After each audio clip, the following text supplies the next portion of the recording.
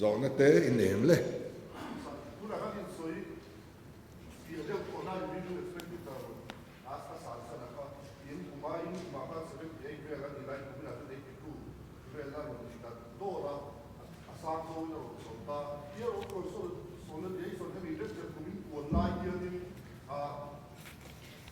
ai in lai khang ai se revenue expenditure na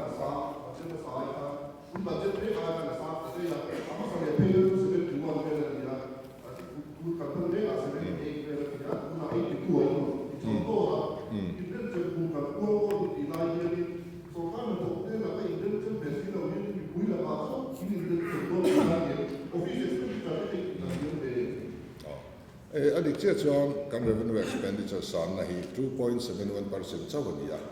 sang lu tuk lawani ka soyam khan sarkar na thok lo te chu increment an dong a pung zela an DA alo ni boka DA phe chu DA pung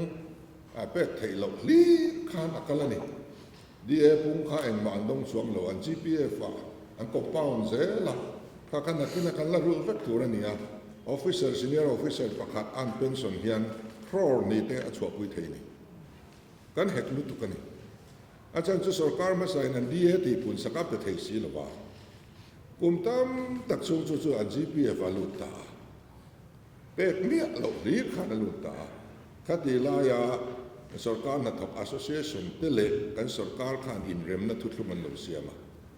min pe thei lo pen kan GPF lu mai ro se lo tia chu tu nai kan tuar mek ta ni chu ya khang ang chi kha chu alo thei lovin na kuma po asang le zelam revenue expenditure so bu fai man ti te power man kan ti sang don lo hian ati ji om so kha khatian kha ani a ama ro chu hey resource mobilization committee kan han din ta chu mi ta na an terms of reference an man singapore mo ta chu austerity measures ni ta ni chung ho chuan na an thong mai ke ma ni a MLA te minister te ke ma ni kan in frek pasa to na hian kan lo entitled chin whole staff kan nei the china kha azat vein kan in reduce azat vein kan reduce kan bangla kan chei thar lova kar kan chei tha kan lei thar bok khul het lova chu tiang kho kan in frek na awang chuan na satak hian atlatiama MLA car lei na kan han ti to primot hian a crotel kan set balani tiang chuan kan kalma sa amaro chu kan resource mobilization committee hian sarkar na thok te ko hi heti hian ti ve sela ti te na kin an recommend ve mai thaya chung huna chuan an ni po lo ngai tur te point kan la ngen ve mai thaya en po ne se February thachung hi grace period kan tia mani kol thai ai tam motor kol te mani kol thai ai tam grade 4 chorte chung zong som chu February thachung bian loin ching fel ro hemi appel nuwa la kol inam chuan ei chu achon kan la don ni kan tia ni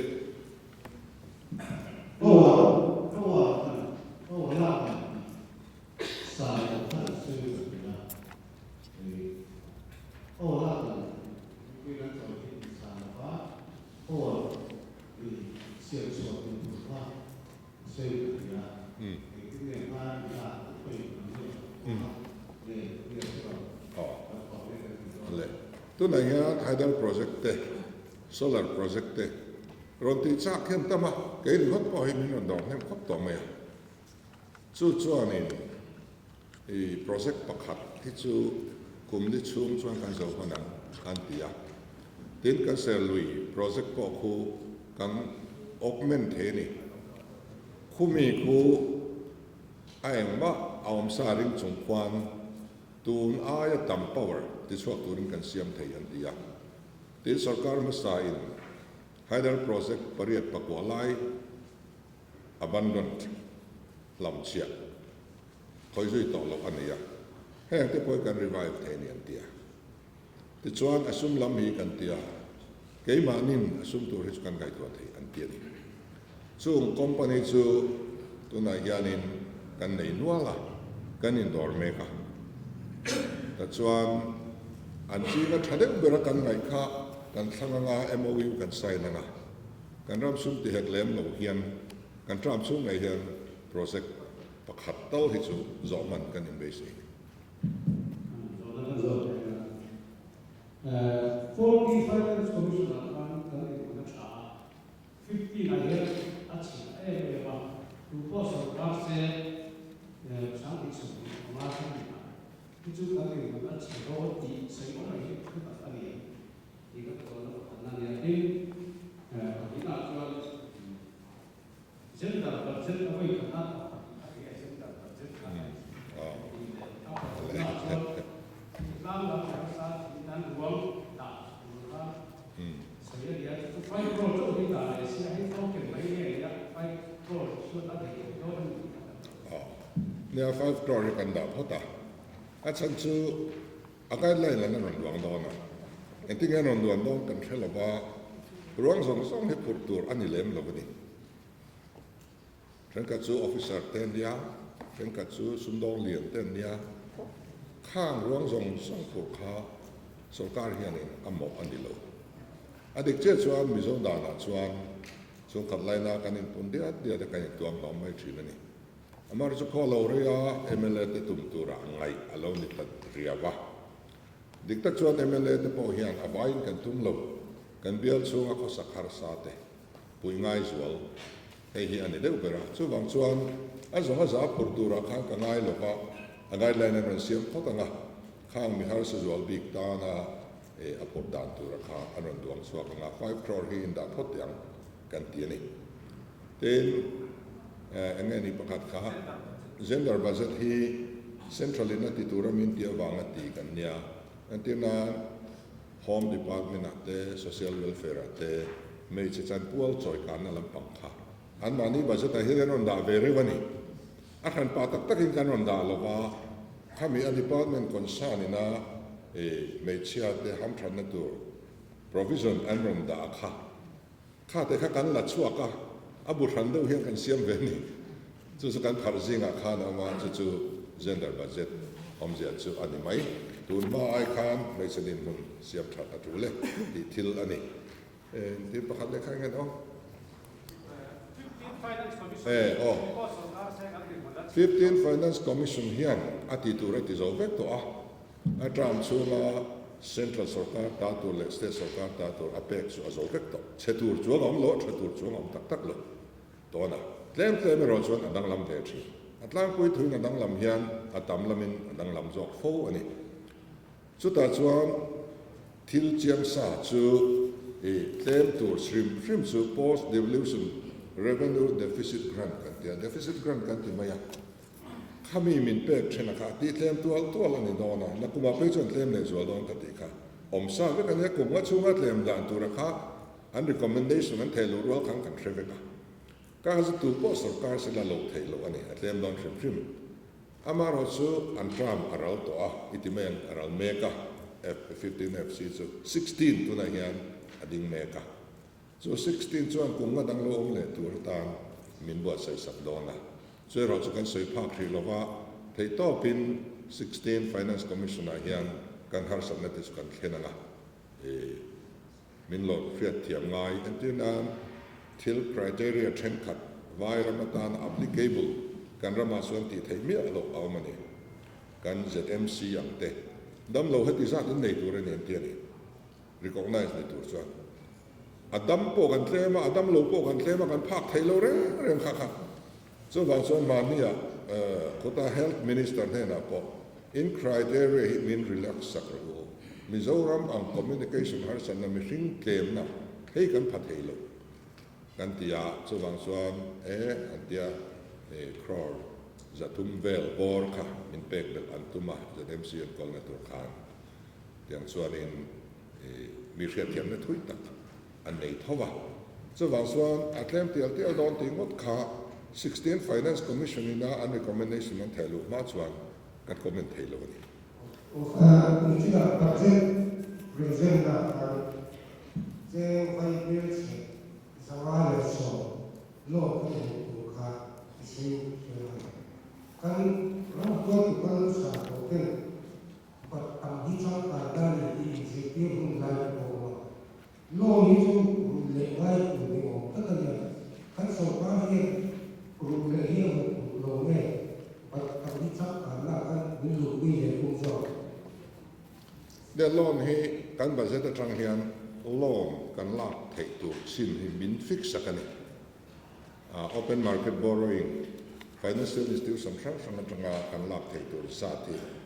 thal sak sin min da ya tun financial kan lai kan so kan hlui a hian crore sang khan sani puk thei turin aloin ro mana ma se hei an tram aral main kan han take over a crore sang khan sani a vai lak kan tum lo hei po hi la full win kal kan tum crore zani zariat samsari borvel mo chu an lo la kan ne chuan kan sarkar nu hian voi ni kan la ve to a january a cross somriat kan la a february a somriat kan la a tu nen somriat pakhat la ka bak kan la nei chu kan budget chu ma lo in bil sa kha ne he kan budget thara po he kan la le tho do na ni ama ro chu khami min phal sak chin pia lam ka dai lo kha kan tum thung ta ne ka ni cha khami tel lo khan ke ma ni on revenue chu ek ma thamani lo wangin puk phal sat sin khamin nei ta chu tun kung kalai ai hi chuan kan puk kan ti tlem goi lo ne ke ni chuan các cái khoa học về là các tập thể là tập thể là tập về của đi với ba phần thì với thật ra thì là ăn uống riêng phải là tập thể của thì là tập về hình cái điều đó mình quy là quân yêu mình ở của ông trong này tua tập thể là thay vì cái của đi thì cái này riêng mà nó không về là đúng là sẽ là như là thao tạo ông rồi thì cái đó thì là ama anh bị cái thằng ta với cái sự giáo dục của cái trong này thì nó thì nó han hong de ga hian zani kan da ama kan lo da sa za so ma boka za thum so ma tling do na ni kha khat su henga han holding kha ni chu han holding kan ti kha zani kan da thara za le som nei sa kan ne ya chu nen so financial year thara chon ain bel bom don za thum so ti na ni chu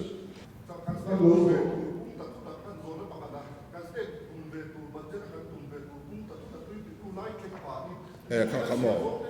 hi chu mo ti pun sel hi anga ya chan chu chia kan choi ve anga ya kan chia choi hi nakina mi pui point chia kan choi ti san zel hi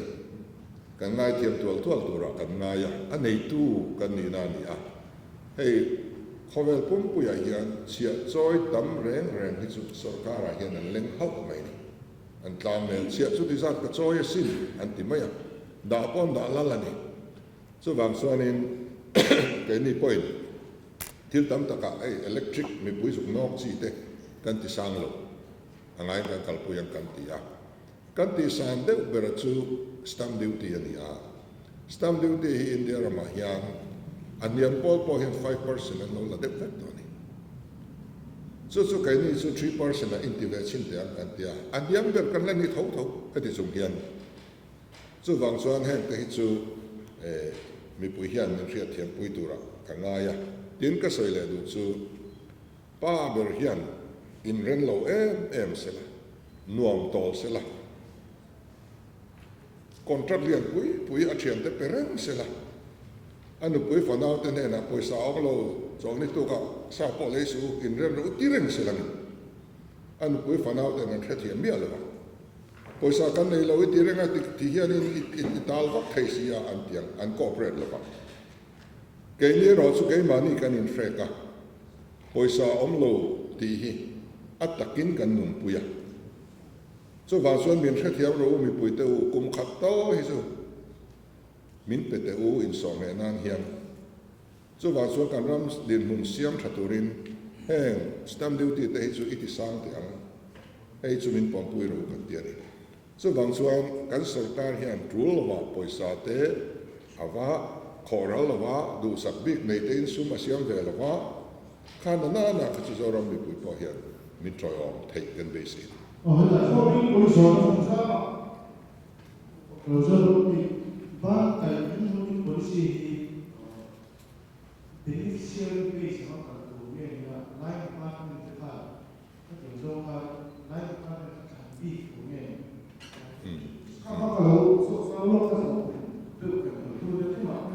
policy to our plan in Sri Apikin, July, in Sotum, National, Mania, Silo, Kato, Colony, the Otikan Sri Tuna is a Tuma, if I tell, Lowly, who are that, Kato, Nico, Kasha, Tuna is a Tuma, Tuma, Tuma, in Data, to help all the policy in a doing in Soka. July, the commission at the more, so can so be doing.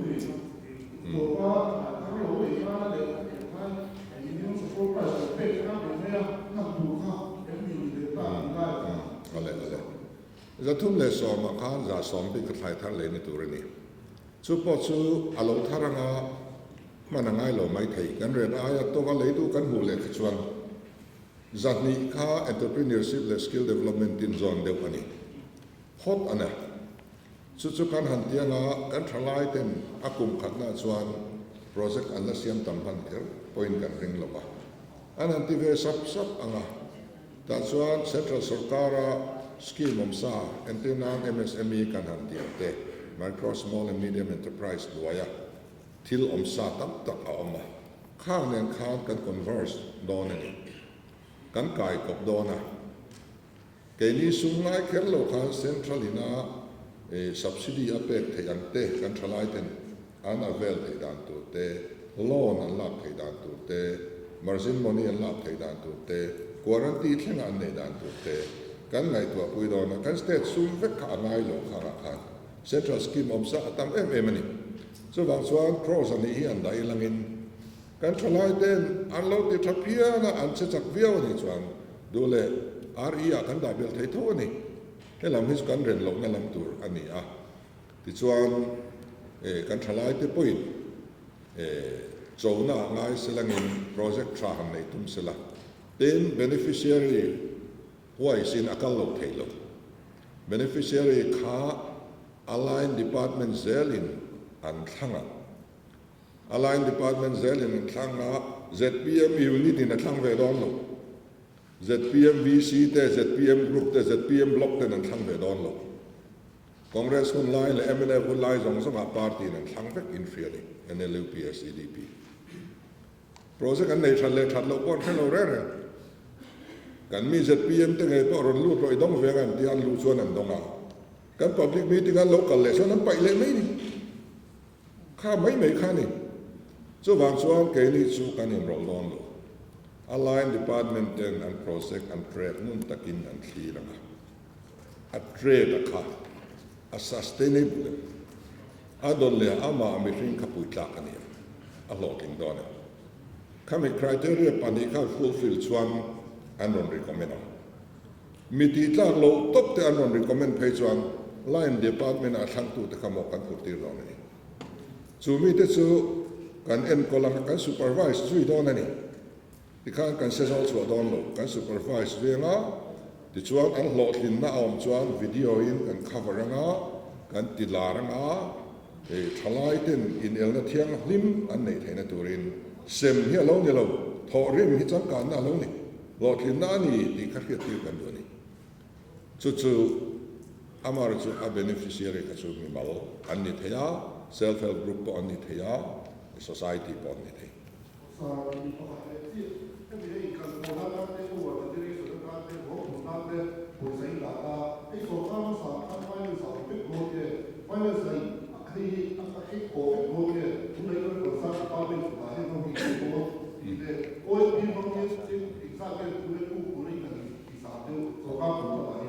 social welfare ko ta kan da budget chu ka chu an ma ni da sa kan nei vek an ma ni kan da sa vek enga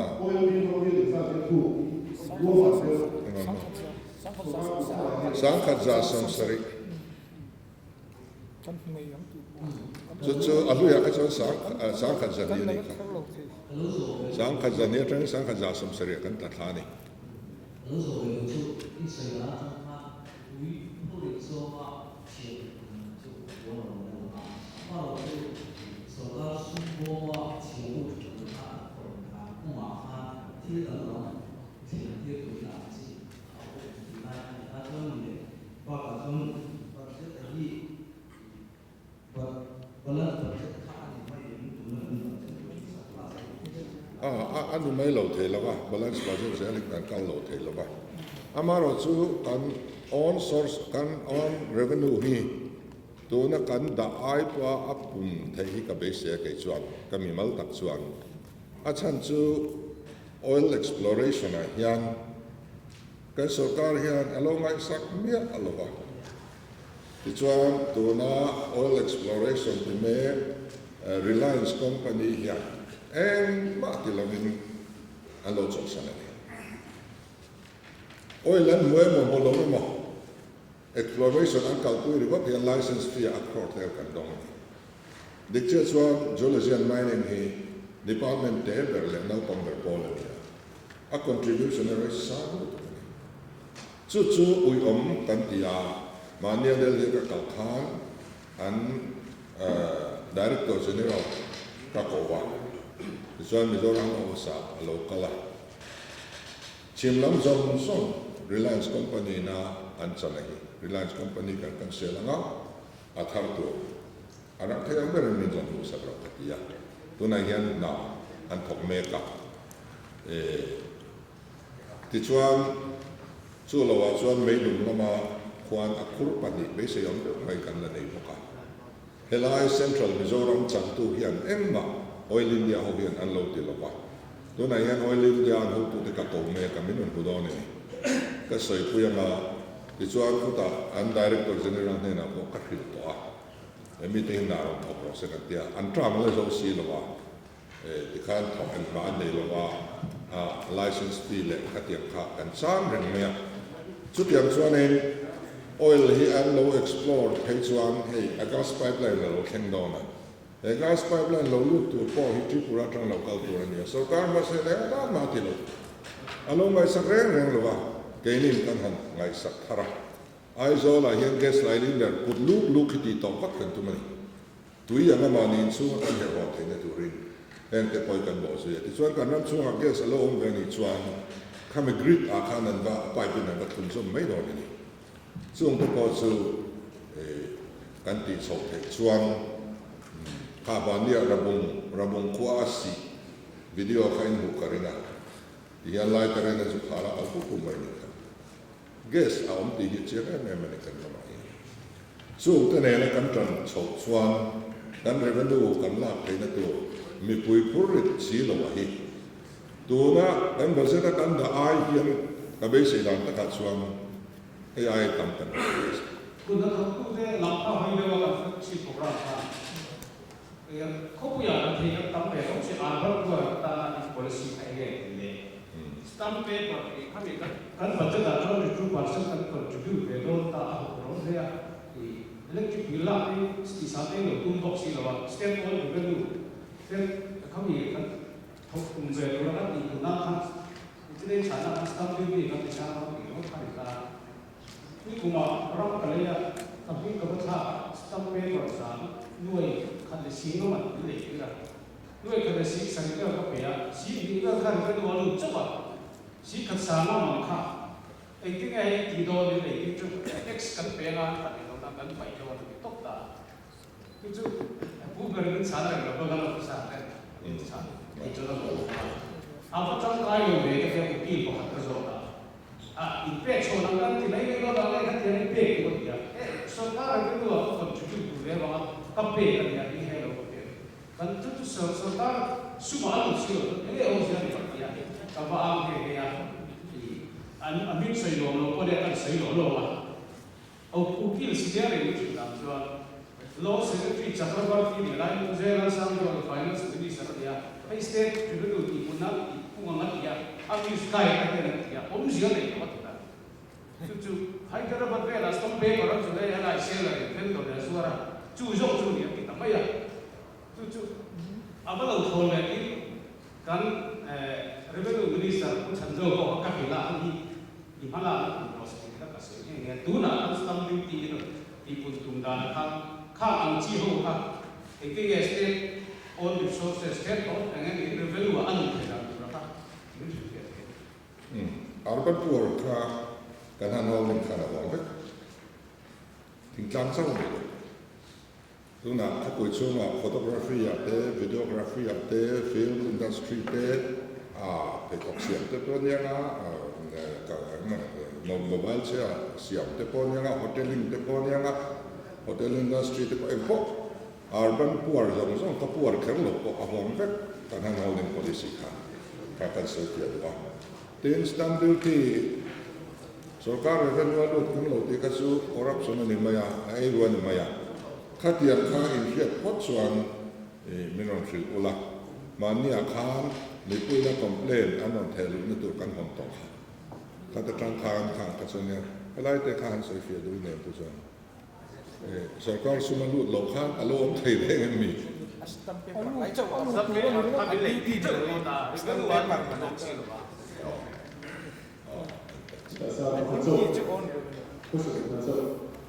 campaign lain adalah Zone Development Bank di Jakarta. Untuk bayar Allah kalau ini ya sekarang. Karena di Pulau kalau ini. Nya,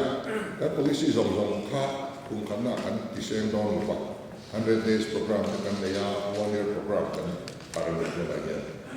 Amaro chu development bank hi athel lo kan dia mission khat alo thai te mi ma ya tu na yan ji ko yan managing director ta mizo singa bank service senior berkan chalu tan so tu na yan md kan bang me ka so ya di chat chawa